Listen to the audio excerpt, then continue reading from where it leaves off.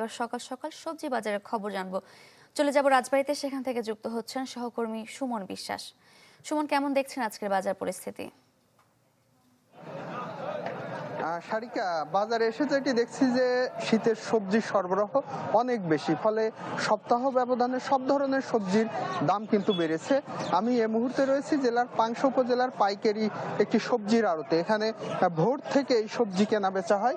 ব্যবসায়ীদের পাশাপাশি এই আড়তে কৃষক মাঠ থেকে সরাসরি সবজি নিয়ে কিন্তু বিক্রি করতে আসে এবং তারা কিন্তু তাদের কাছ থেকে খুচরা ব্যবসায়ীরা সবজি কিনে গ্রামগঞ্জে বিক্রি করে। তা এই বাজারে আজকে যেটি দেখছি যে শীতকালীন যে সবজি রয়েছে ফুলকপি, সেটি খুচরা বিক্রি হচ্ছে 20 থেকে 25 টাকা।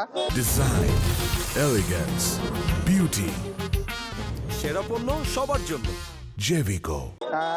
বাঁধাকপি সেটি কিন্তু বিক্রি হচ্ছে 10 থেকে 15 টাকা খুচরা। পাইকারিতে এই দামটা আরো কম। এর বাইরে গোল আলু, সেটির দামও কিন্তু কমেছে।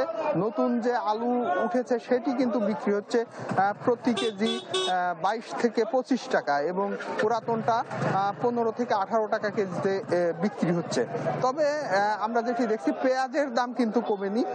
বেশ এক সপ্তাহের বেশি সময় ধরে পেঁয়াজের দাম কিন্তু একই রকম রয়েছে।